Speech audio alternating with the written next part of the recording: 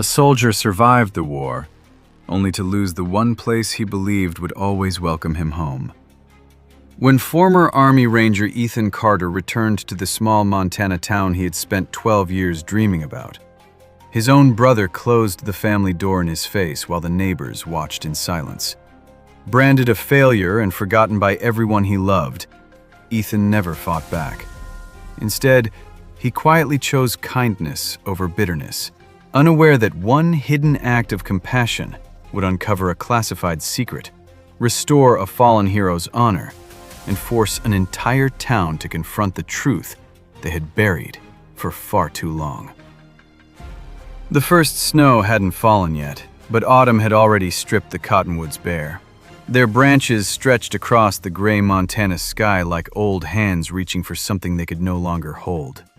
A freight train rumbled somewhere beyond the hills, its lonely whistle drifting across the valley before disappearing into the cold morning air. Ethan Carter stepped off the westbound bus, carrying everything he owned. A faded olive-green duffel bag rested against his shoulder.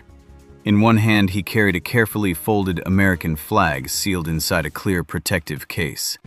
His boots were worn smooth from places that didn't appear on tourist maps, and the deep line running across his left cheek had long since faded into the kind of scar people noticed, but rarely asked about.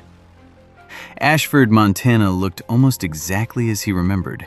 The old diners still displayed the same flickering neon sign. The grain elevators still towered over the railroad tracks. The church bell still rang every hour. Only Ethan felt like the stranger. He stood quietly outside the bus station, breathing in the familiar scent of pine, wood smoke, and distant rain. For just a moment, he allowed himself to believe that maybe coming home had been the right decision. It had been 12 years.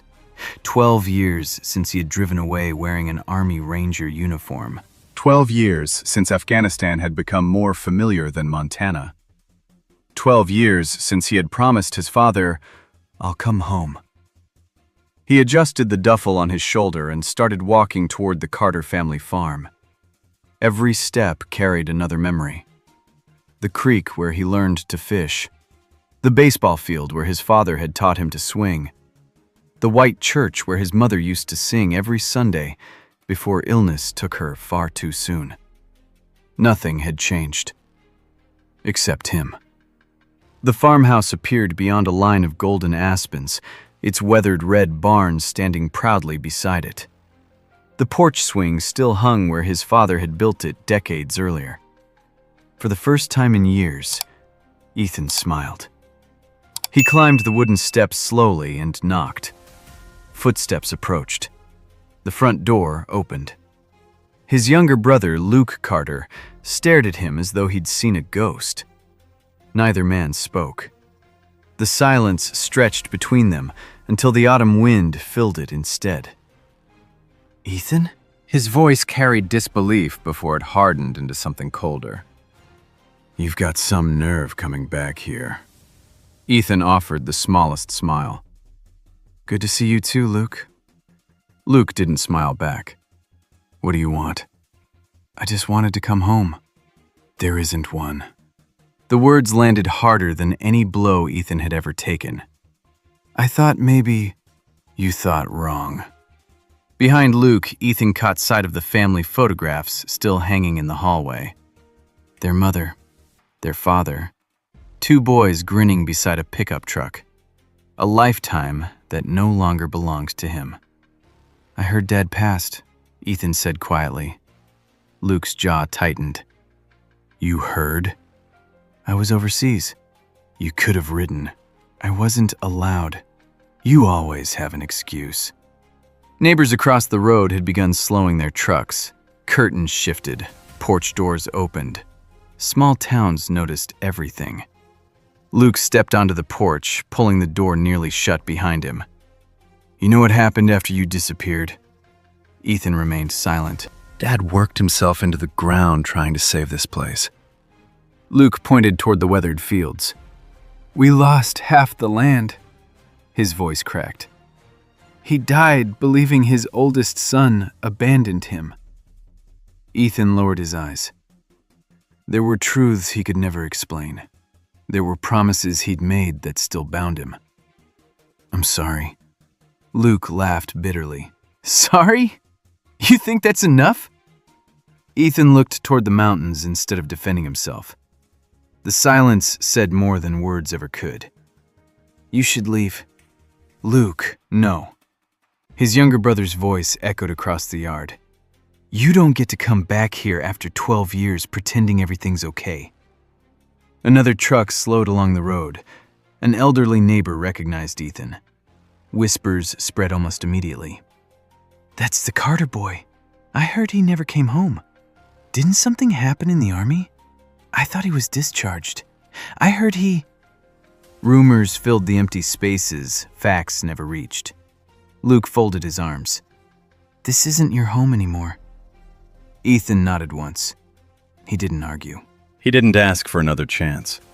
He simply adjusted the duffel bag, picked up the folded flag, and stepped off the porch. Halfway down the gravel driveway, he paused. Without turning around, he said softly, I'm glad you're alive. Then he kept walking. The first drops of rain began to fall.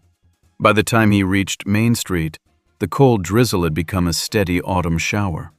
His jacket quickly soaked through. He passed the diner where families laughed over breakfast. He passed the hardware store where old men gathered every morning. He passed the church where warm lights glowed through stained glass windows. No one recognized the quiet man walking alone in the rain, or if they did, they looked away.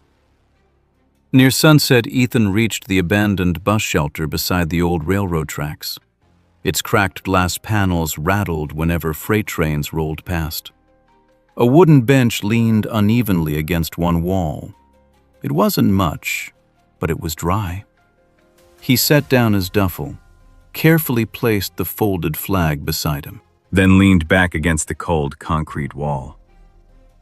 The silence felt strangely familiar.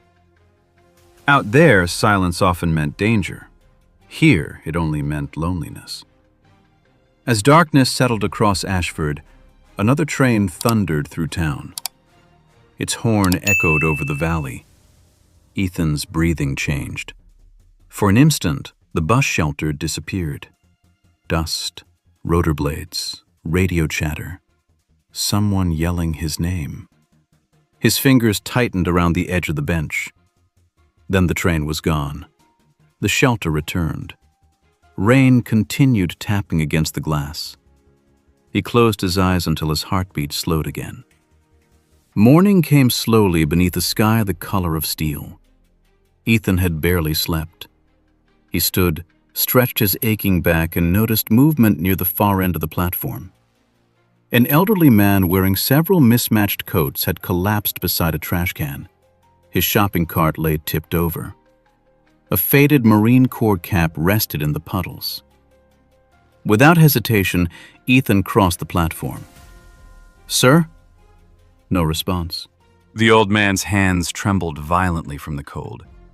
Ethan removed the only wool blanket from his duffel. It was Army issue, worn thin after years of use. He wrapped it carefully around the older veteran's shoulders. "There you go." The man slowly opened tired blue eyes. "You'll freeze." "I'll be all right."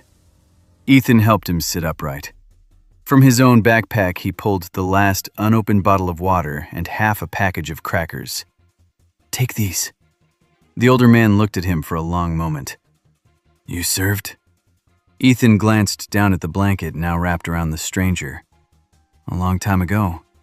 "What unit?" Ethan smiled faintly. "Just another soldier." The old Marine nodded with quiet understanding. Sometimes veterans recognized one another without needing details.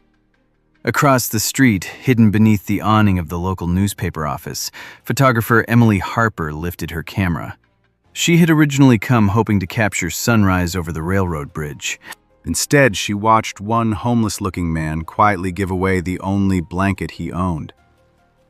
No speeches, no audience, no cameras he knew about. Only kindness. She pressed the shutter. Once, twice, 3 times. Ethan never noticed. He simply picked up his lighter duffel bag, offered the old Marine one last nod, and disappeared down Main Street as another cold wind swept through Ashford. An hour later, while the town slowly came alive, a black SUV bearing the seal of the Department of Veterans Affairs rolled past the courthouse and stopped outside the sheriff's office. A man in a dark suit stepped out, holding a thin government folder. He looked at Sheriff Daniel Brooks and asked only one question. "Has anyone seen Sergeant Ethan Carter?" Sheriff Brooks frowned. The question seemed strangely formal for a town where everybody usually knew everybody else. Depends who's asking. The man extended a leather credential case. Michael Reeves, Department of Veterans Affairs. Daniel studied the identification before handing it back. I have seen him. And? He came home yesterday. Where is he staying? The sheriff hesitated. I honestly don't know. Reeves glanced toward Main Street through the office window. Pickup trucks rolled past the courthouse. A school bus stopped beside the crosswalk. Life continued as though nothing extraordinary had happened. We've been trying to locate him for several weeks, Reeves said quietly. For what reason? I'm afraid I can't discuss that. Daniel folded his arms. Did he do something? No. The answer came immediately. Quite the opposite. Outside, Ethan Carter was already walking across town. His jacket had dried overnight, but the cold still settled deep inside his bones. He kept his head down, hands tucked into his pockets, as he passed storefront windows decorated for harvest season. Nobody greeted him. Some people recognized him. Others simply noticed another worn-out man carrying a duffel bag. To most of Ashford, there was no difference. A handwritten sign hanging outside Miller's Gas and Auto caught his attention. Help wanted, part-time, general repairs. Ethan pushed open the screen door. The smell of motor oil, coffee, and old rubber filled the garage. Frank Miller looked up from beneath the hood of an aging Ford pickup. You looking for gas? I'm looking for work. Frank wiped grease from his hands. You know anything about engines? A little. The old mechanic pointed toward a rusted ranch truck parked beside the lift. It won't start. Ethan set down his duffel. Mind if I take a look? Frank shrugged. Be my guest. Within minutes, Ethan had removed the distributor cap, cleaned the corroded contact points, tightened a loose cable, and adjusted the timing by ear. The engine roared to life on the first try. Frank blinked. Well, I'll be. Ethan smiled faintly. My father taught me. The older man nodded. Can you start tomorrow? I can start today. $10 an hour. That's fair. Frank handed him a pair of worn work gloves. Welcome aboard. For the first time since returning home, Ethan felt something close to relief. Not hope. Not yet. Just purpose. It was enough. Over the next several days, Ethan became part of the quiet rhythm of Miller's garage. He changed tires, repaired brakes, patched tractor engines. Most customers barely looked at him. Some whispered, "That's Luke Carter's brother, the one who disappeared. I heard he came back broke." Frank ignored the gossip. Work mattered more than rumors. Late one afternoon, 83-year-old Martha Jensen pulled into the garage with a broken fence gate strapped across the bed of her truck. I don't suppose anybody knows how to fix this old thing. Frank laughed. I'd ask Ethan. Within an hour, the gate stood straight again. When Martha reached for her purse, Ethan shook his head. No charge. Oh, honey, I insist. You've already paid. She looked confused. I have? You smiled. For a moment, the elderly widow simply stared at him. Then tears gathered in the corners of her eyes. My Harold used to say things like that. Ethan only nodded. He never asked about Harold. The folded Marine Corps sticker still attached to her rear window had already told him enough. The following Tuesday, before sunrise, Ethan drove his aging pickup 30 miles to the VA medical center in Billings. He parked in the farthest corner of the lot. Always the farthest. Inside, he signed the volunteer sheet using only his middle name, David. No last name. No military history. Just David. Most mornings he pushed wheelchairs, restocked coffee stations, carried blankets. Sometimes he simply sat beside veterans whose families no longer visited. One elderly soldier named Walter rarely spoke. He spent hours staring through the window toward the mountains. Ethan never interrupted the silence. He simply brought fresh coffee every afternoon at exactly 2 o'clock. After nearly a week, Walter finally looked at him.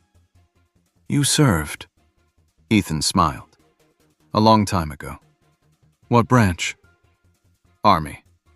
Walter nodded slowly. "I knew." "How?" "You wait until everyone else eats before you do." Ethan looked away. Some habits never left. Neither did some memories.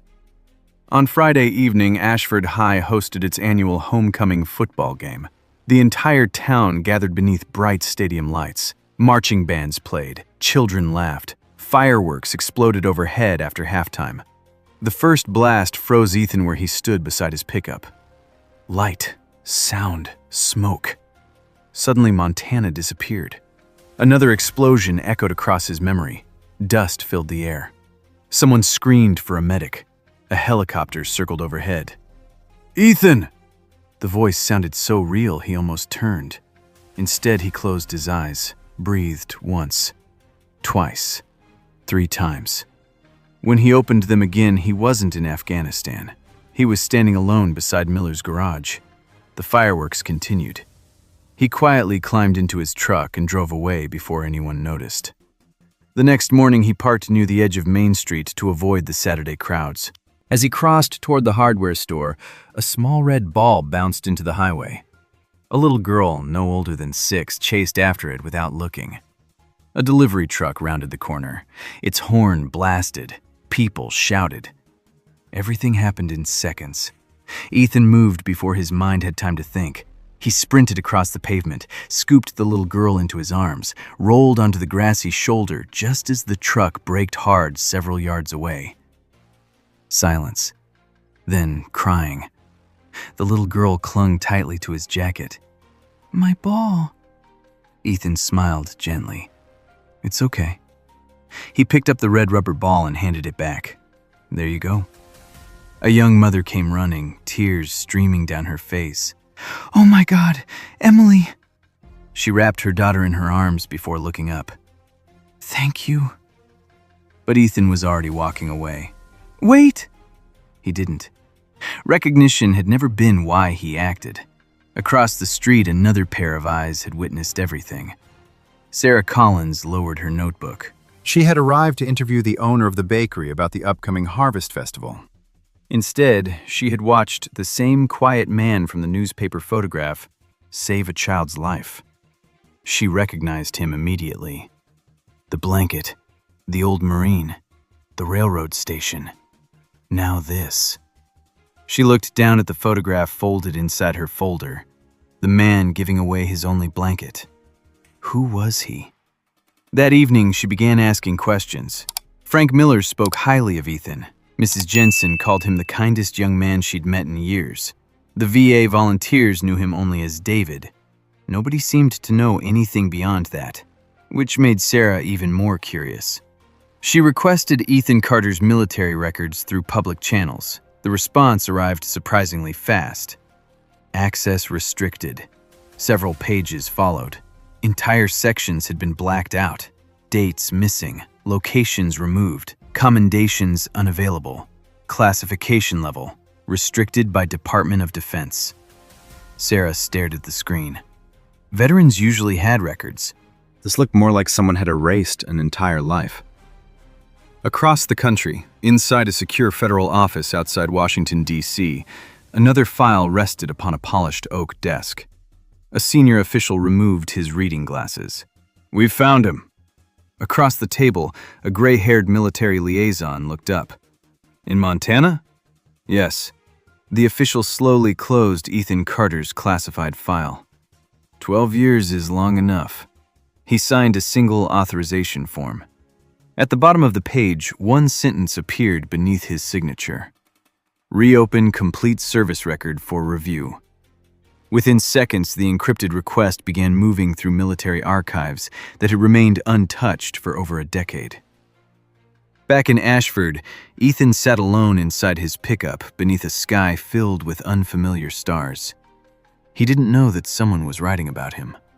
He didn't know Washington had begun searching again. He didn't know that the life he had spent 12 years trying to leave behind had quietly started walking back toward him. He simply looked across the dark fields toward the farmhouse where a single porch light still burned. Then he whispered words no one else could hear. "I kept my promise, Dad." The wind carried the sentence away into the Montana night. Somewhere far beyond those mountains, sealed doors were beginning to open. Morning arrived beneath a ceiling of low gray clouds. The mountains surrounding Ashford disappeared behind curtains of mist, and the air carried the sharp scent of wet pine and coming snow. Ethan had already been awake for hours. Old habits never left him. He folded the army blanket he no longer had, paused for a moment at the empty space inside his truck where it had once rested, then quietly started the engine. By 7 o'clock, he was back at Miller's garage. Frank handed him a cup of black coffee without saying much. "You sleep any better?" Ethan managed a faint smile. "Enough." Frank nodded. Veterans understood that answer, even if they had never worn a uniform. The morning remained peaceful. Ranchers stopped by for tire repairs. A retired schoolteacher needed help replacing a dead battery. Ethan worked steadily, speaking little, listening more. Every bolt he tightened and every engine he repaired seemed to quiet the noise inside his own mind. Across town, Sarah Collins sat inside the Mason County Library, surrounded by military history books, newspaper archives, and her laptop. She had never seen a service record like Ethan's. Entire years were missing. Awards had been removed. Assignments were replaced with black rectangles. Even his discharge paperwork contained language she had never encountered before. A distractive record withheld under federal authority.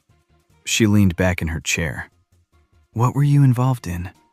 The question lingered unanswered. Her phone vibrated. It was an old contact in Washington, a retired Pentagon clerk who occasionally helped her understand military bureaucracy. "I can't tell you much," the older man said quietly over the phone. "But I've only seen records sealed that tightly a handful of times." "What does that mean?" "It usually means someone protected people by staying silent." Sarah's fingers tightened around her notebook. "Or someone carried a burden the government couldn't explain." The line went quiet. "Be careful digging into this one, Sarah." Before she could ask another question, the call ended. By early afternoon, dark storm clouds rolled across the Bitterroot Range. Wind bent the pine trees along Highway 18 as rain began falling in heavy sheets. At Ashford Elementary, children boarded buses while teachers hurried them through puddles. Mrs. Helen Foster, a driver with nearly 30 years behind the wheel, smiled as the last student climbed aboard. "Everybody buckled?" A chorus of cheerful voices answered. The yellow bus pulled away. No one noticed the mudslide beginning to loosen high above Miller Ridge Road. Ethan was replacing brake pads when the emergency scanner inside Frank's office crackled to life. School Bus 12, possible rollover, County Road 9, multiple children on board. Frank froze. Oh, Lord. Without thinking, Ethan removed his gloves. The scanner continued. Road blocked. Emergency services responding. Ethan was already moving. Frank called after him. "Where are you going?" "To help." The old pickup roared onto the highway just as rain intensified. Vision visible dropped. Branches littered the pavement. By the time Ethan reached Miller Ridge, flashing lights had only begun arriving. The bus rested at an angle against a collapsed embankment. One side leaned dangerously toward a steep ravine, while terrified children cried inside. Parents had not arrived yet. Deputies struggled to reach the vehicle through thick mud. Sheriff Daniel Brooks stepped out of his cruiser. "We need everybody back." Then he saw Ethan. For a brief second, irritation crossed his face. "What are you doing here?" Ethan studied the hillside. His eyes measured the slope, the shifting earth, the leaning bus, the rain. His voice remained calm. "The ground's still moving." Daniel frowned. "What? If that front axle slips another foot, the whole bus rolls." The sheriff looked toward the vehicle. He hadn't noticed. Ethan continued. "Move everyone uphill. Keep weight off the downhill side." Daniel hesitated only a second. Then instinct told him to listen. "You heard him!" he shouted. "Move! Everybody uphill!" Deputies immediately repositioned. Parents arriving at the scene were guided away from the unstable edge. Ethan grabbed a rescue rope from the back of a fire department truck. "No one's authorized." The firefighter stopped talking the moment he saw Ethan tying secure anchor knots with practiced precision. "You military?" Ethan simply nodded once. He crawled through rain and mud toward the emergency exit at the rear of the bus. Inside, frightened children clung to one another. Mrs. Foster had managed to keep everyone calm despite a painful shoulder injury. "It's okay," Ethan called gently. "My name's Ethan." His voice carried steady confidence. "We're all going home today." One little boy looked up with tear-filled eyes. "Really?" Ethan smiled. "I don't make promises I can't keep." Working alongside firefighters, he directed each child toward the safest exit, one at a time. "No rushing. 3 points of contact. Watch your footing." The instructions came naturally, almost effortlessly. Years of leading frightened young soldiers through impossible terrain had become years of protecting frightened children. Outside, Daniel Brooks watched in growing disbelief. There was no panic in Ethan, no hesitation, only quiet leadership. Every responder around him unconsciously began following his directions. The final child reached safety, then Mrs. Foster. As Ethan prepared to climb out himself, the saturated hillside shifted again. The bus lurched several inches. Gasps erupted from everyone watching. Without thinking, Ethan braced his shoulder against the emergency door long enough for a firefighter to clear the opening. Only then did he pull himself free, moments before the vehicle settled harmlessly against a cluster of trees instead of sliding into the ravine. Silence followed. Then applause. Parents embraced their children. Several firefighters shook Ethan's hand. He politely stepped away before anyone could ask questions. Sheriff Brooks caught up with him beside the pickup. "You've done this before." Ethan looked toward the mountains. "A little." "A little?" Daniel shook his head. "No civilian reads terrain like that." Ethan didn't answer. Rainwater dripped from the brim of his cap. "I appreciate what you did." "It wasn't about me. It never is it?" Ethan offered a tired smile.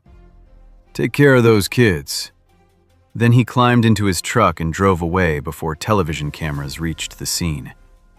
That evening, every local station praised the firefighters and deputies. One brief clip showed a mud-covered man walking away before anyone identified him. Sarah recognized him immediately. She drove straight to the sheriff's office. "You were there." Daniel nodded. "He saved lives." "Who is he?" The sheriff looked through the rain-streaked window. "I thought I knew." "And now?" "I'm not so sure." Meanwhile, Sarah's investigation uncovered another lead. One of Ethan's former teammates had quietly settled in Arizona after retiring from the Army. After several phone calls, she finally reached him. "I'm not asking about classified information," she said. "I just want to understand the man." A long silence followed. Finally, the veteran spoke. Do people still think Ethan abandoned everyone? Most of them. They've got it backward. Sarah's heartbeat quickened. What do you mean? There were 43 people alive because of decisions he made. 43? I can't tell you where. I can't tell you when. But I can tell you this. The older man's voice trembled. He carried blame that belonged to history. So the rest of us could go home. Sarah stopped writing. What kind of man does that? The kind that never talks about himself. She looked at the rain outside her office window. Will anyone ever know the truth? I've been praying for 12 years that they would. The call ended. Across the country, a military aircraft descended through gray skies toward Billings-Logan International Airport. Inside sat an elderly man with silver hair, perfect posture, and 4 stars once worn on his shoulders. Beside him rested a locked walnut case wrapped in dark green felt. The flight attendant smiled politely. Can I get you anything, sir? He gently rested one hand upon the case. No, thank you. His eyes remained fixed on the clouds outside. It's time to bring one of my soldiers home. Hundreds of miles away, Ethan sat alone outside his pickup beneath the shelter of Miller's garage. The storm had finally passed. Golden evening light broke through the clouds, washing the mountains in amber. For the first time in years, the sky looked peaceful. He had no idea a retired 4-star general was already on his way to Ashford. And inside the locked case beside that old soldier rested medals Ethan had never expected to see again. The sun rose clear after the storm, washing the mountains in pale gold. Water still clung to the pine branches, and every rooftop in Ashford shimmered beneath the cool morning light. It was the kind of morning that made the whole town look peaceful, as though yesterday's fear had never happened. By 7 o'clock, Miller's garage was already busy. Frank Miller was replacing windshield wipers when Ethan quietly unlocked the service bay. "You should have stayed home today," Frank said. "You took a beating out there yesterday." Ethan rolled up his sleeves. "I'm all right." Frank looked at the bruises running along Ethan's forearm. "You Army boys have a funny definition of all right."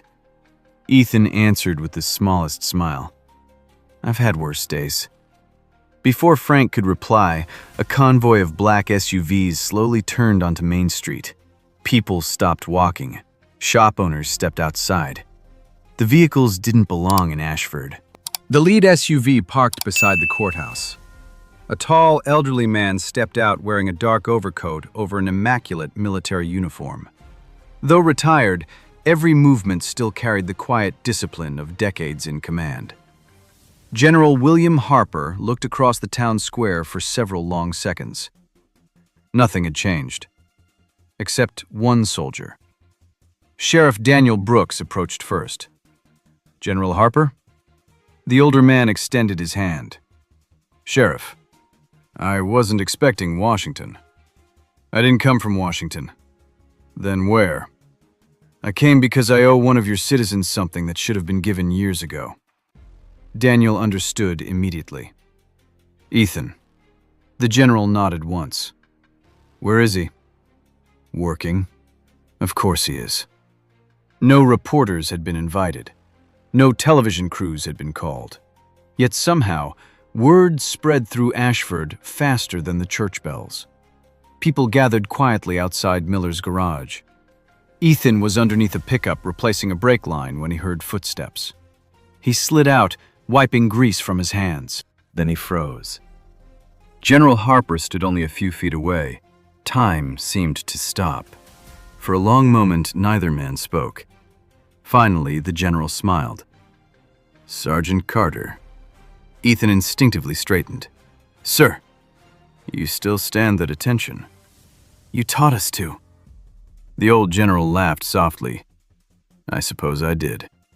Frank looked back and forth between them. "You two know each other?" Harper answered without taking his eyes off Ethan. "I've known him for nearly 20 years." Silence settled over the garage. The general studied Ethan carefully.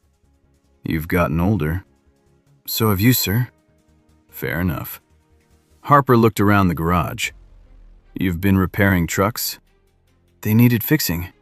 I wasn't asking about the trucks. Ethan lowered his eyes. I know. The general gently placed the walnut case on the workbench. I've carried this longer than I should have. Ethan stared at it but made no move toward it. I don't want it. I know. It belongs to the men who didn't come home. It belongs to all of you. Harper rested one hand on the case. And they would tell you the same thing.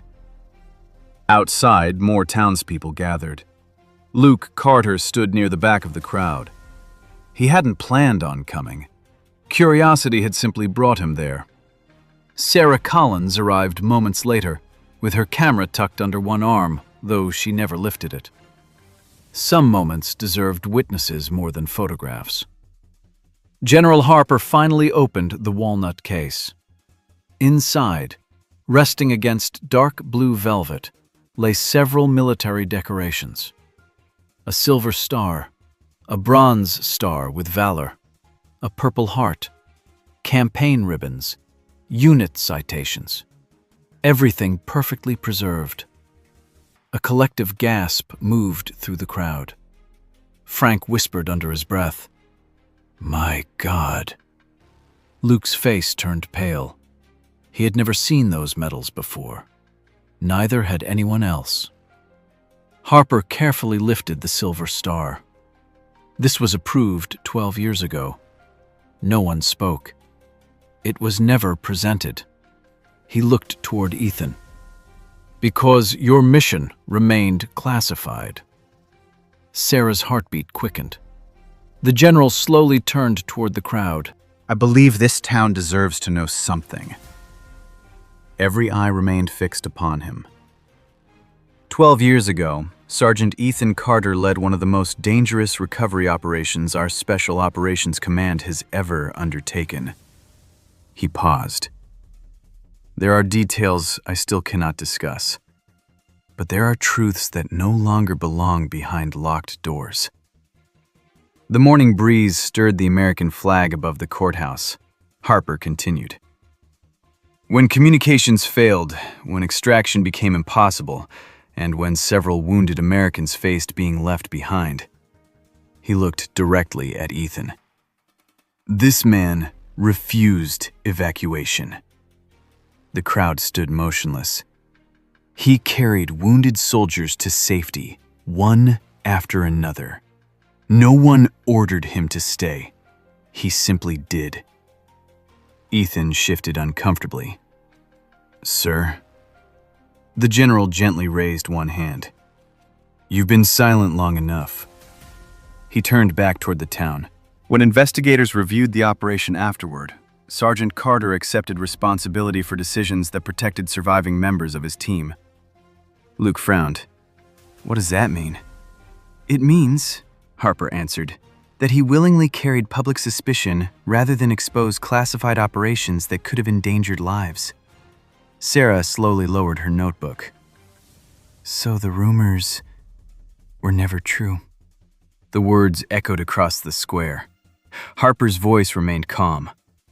Sergeant Carter was never dishonorably discharged. He never abandoned his country. He never abandoned his unit. He honored an oath, and he kept honoring it long after the uniform came off. No one seemed able to breathe. Luke stared at his brother. Memories flooded back. The unanswered letters, the silence, their father's anger, the funeral.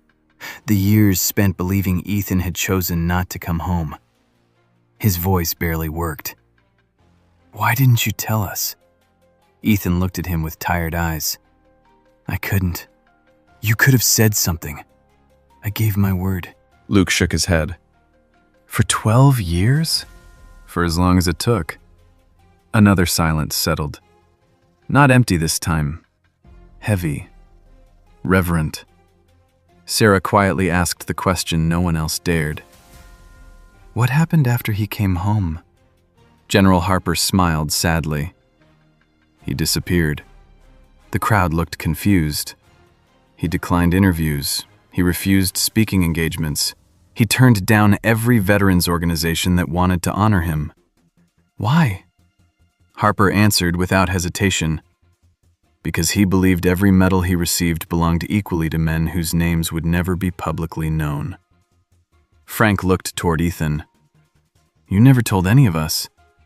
I came home to live, not to remember. The general nodded. That's exactly what I expected him to say. Just then, an elderly woman stepped forward through the crowd. Martha Jensen. She looked at Ethan with tears already running down her face. You fixed my fence. Ethan smiled softly. It needed fixing. You never told me. It wasn't important. She gently touched his arm. It is now. Others slowly moved closer. The young mother whose daughter Ethan had rescued stood beside him. So you're the man everyone was looking for. He looked embarrassed. I'm just Ethan. General Harper closed the walnut case. There's something else. His expression grew more serious. I visited your father's attorney this morning. Ethan looked up sharply. My father's attorney? He left instructions. Harper reached inside his coat and removed a thick, sealed envelope.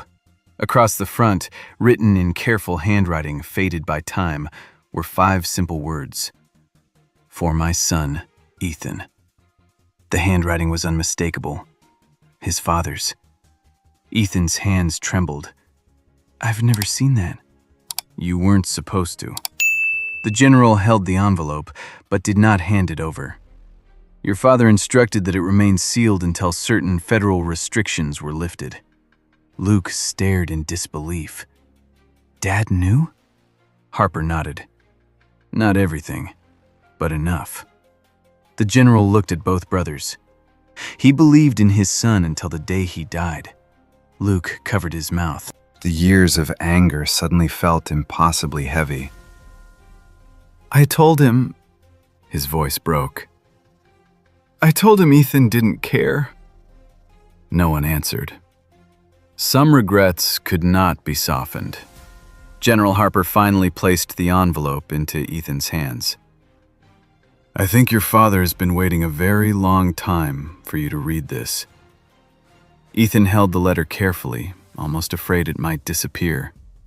He did not open it. Not yet. Harper rested a reassuring hand on his shoulder. Tomorrow is Veterans Memorial Day. The general turned toward the gathered townspeople.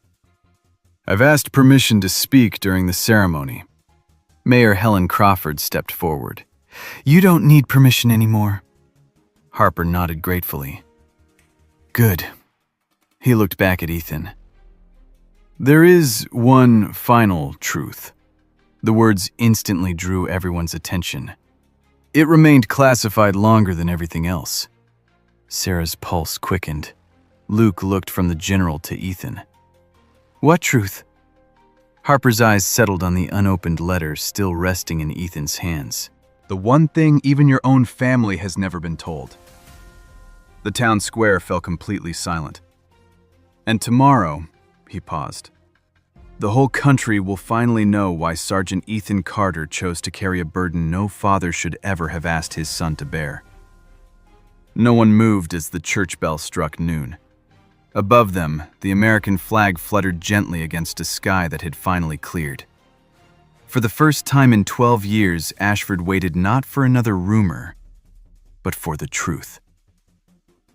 Veterans Day dawned beneath a sky so clear it seemed to stretch forever above the mountains. Frost shimmered across the grass surrounding Ashford Military Cemetery, where rows of white headstones stood in perfect silence beneath hundreds of American flags. The wind was gentle, carrying the scent of pine through the valley, while church bells echoed softly across town. People arrived long before the ceremony began. Families brought folding chairs. Veterans wore uniforms that no longer fit as tightly as they once had, but still carried every memory stitched into the fabric. Children held small paper flags in mitten-covered hands. Even those who had whispered about Ethan only days before now walked quietly, their conversations reduced to respectful murmurs. Near the front of the gathering stood Sheriff Daniel Brooks, Frank Miller, Sarah Collins, Martha Jensen, and Luke Carter.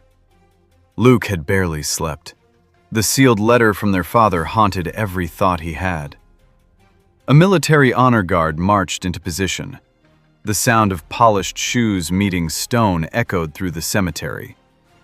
Then came General William Harper. He stepped onto the small wooden platform beside the memorial with the same calm dignity that had defined his entire career. Behind him stood several active duty officers, representatives from the Department of Veterans Affairs, and 2 soldiers carrying a locked document case. Ethan remained near the back of the crowd. He had refused the front row. He wore a simple brown jacket instead of a uniform. The medals General Harper had returned still rested inside the walnut case. He had not pinned a single one to his chest. That choice did not surprise the general. A bugler raised his instrument. The haunting notes of taps drifted through the cold morning air. Every veteran lowered his head. Some quietly wiped away tears. Others simply stared toward the endless rows of white marble. When the final note faded into silence, General Harper stepped forward. "Today," he began, "we gather not simply to honor those who served, but to remember that courage is often invisible." His voice carried effortlessly across the cemetery. 12 years ago, one of America's finest soldiers returned home carrying burdens he could not explain. He looked toward Ethan. He accepted misunderstanding rather than betray the men who trusted him. The general opened the document case. Inside rested a thick military file marked with newly stamped paperwork. Across the top appeared a single word: Declassified. A quiet ripple moved through the audience. General Harper removed the first page. "Portions of this report remain protected," he paused. "But enough has now been released for history to tell the truth." He looked across the crowd. 12 years ago, Sergeant Ethan Carter led the extraction of 43 people during a classified rescue mission. No one spoke. Those rescued included American soldiers, coalition personnel, and civilians whose identities could never be publicly revealed. Sarah Collins lowered her notebook. This was no longer a news story. It was history. General Harper continued. During the final stage of that mission, communication with headquarters was lost. He glanced briefly toward Ethan. Sergeant Carter made a decision that changed dozens of lives. The crowd leaned forward. He ordered every surviving member of his team onto the evacuation aircraft. "And you?" someone quietly asked. Harper answered without hesitation. He stayed behind. Several veterans exchanged glances. The general continued reading. He remained long enough to guide the final group to safety. When he was finally recovered, evidence surrounding the mission remained incomplete. Public explanations would have exposed classified operations and endangered surviving personnel. So Sergeant Carter volunteered to remain silent. Luke slowly shook his head. "He chose this?" General Harper nodded. He signed a lifetime confidentiality agreement. He surrendered public recognition. He accepted every rumor. He accepted every accusation. So 43 other people could live ordinary lives. Silence settled over the cemetery. Not one person moved. General Harper carefully closed the report. That silence cost him his career. It cost him his reputation. It cost him his family. But he never once asked to be released from his promise. The old general stepped away from the podium. Then he picked up another envelope. Smaller, older. The paper had yellowed with time. "This," he said softly, "is a letter written by Thomas Carter." Luke closed his eyes. General Harper unfolded the pages. "My dear son Ethan, If you're reading this, then someone has finally allowed the truth to breathe. I never knew everything you carried. No father could. But I knew enough. I saw the way you looked over your shoulder when loud noises startled you. I saw how every time someone thanked you for your service, you changed the subject. And I knew my son well enough to understand that silence can be heavier than words. If the town believes you failed them, let them believe it for a while. Truth has a way of arriving late. Your job was never to protect your reputation. It was to protect people. You always did that, even as a little boy. You defended classmates who couldn't defend themselves. You carried injured calves back to the barn. You never walked past someone hurting. So if you stayed silent because another family gets to keep their son, then I couldn't be prouder. Whatever happens after I'm gone, come home. Not because this town deserves you, because you'll always deserve a home. I love you, Dad. By the time the final words were spoken, there were very few dry eyes in the cemetery. Luke buried his face in his hands. Years of anger dissolved into grief. He slowly walked toward his older brother. For a moment he couldn't speak. Finally he whispered, "I'm sorry." Ethan looked at him quietly. "You don't owe me anything." "I do." Luke's voice broke.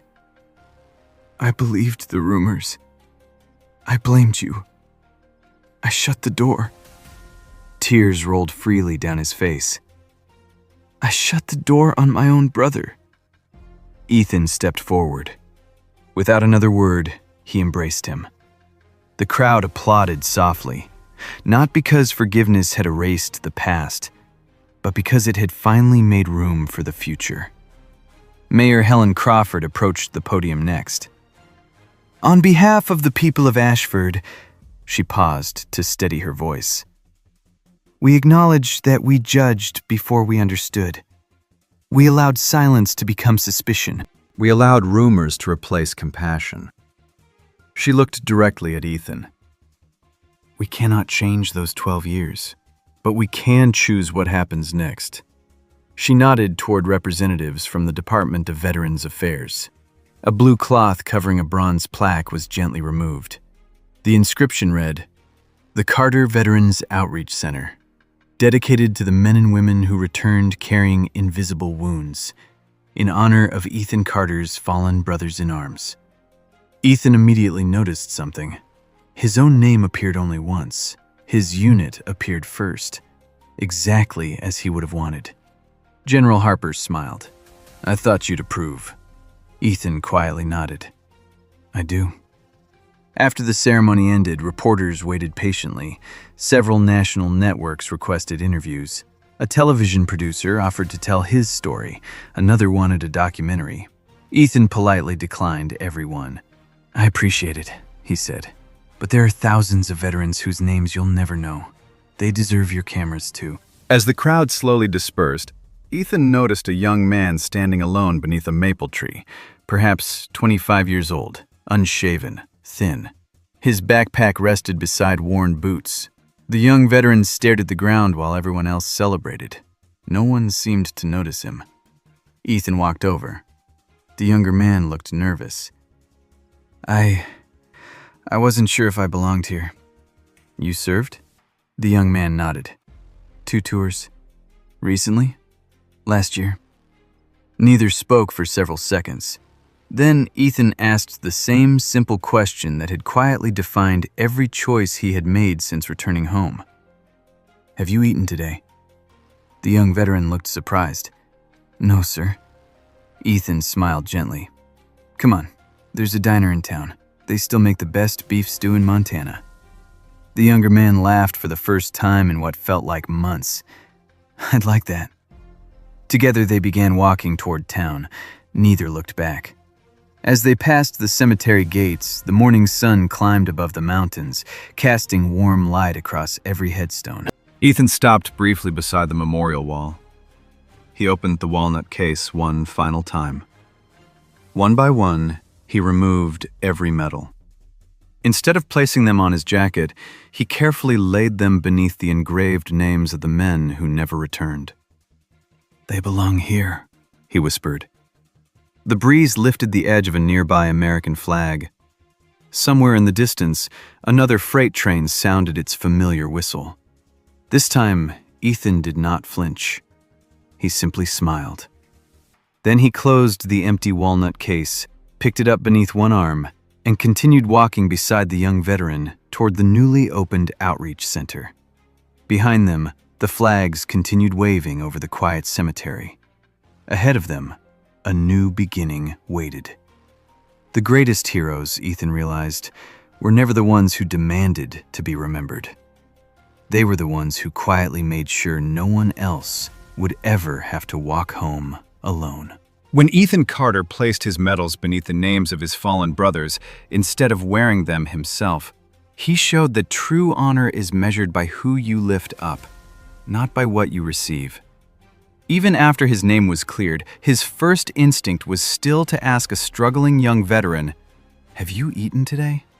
Ethan's journey reminds us that silent sacrifice never loses its value, even if the world takes years to recognize it. Justice may arrive late, but when it is built on truth, it restores far more than a reputation. It restores hope. Today, take a moment to truly see someone who may be carrying a burden you cannot see. If Ethan Carter's story taught us anything, it's that one simple act of kindness can become the turning point in another person's life. Did Ethan Carter's story change the way you see the quiet heroes living among us? Tell us in the comments which moment touched your heart the most, and share this story with someone who believes that honor still matters. Until next time, we'll bring you another story that reminds us, courage doesn't always wear a uniform. It often walks beside us unnoticed.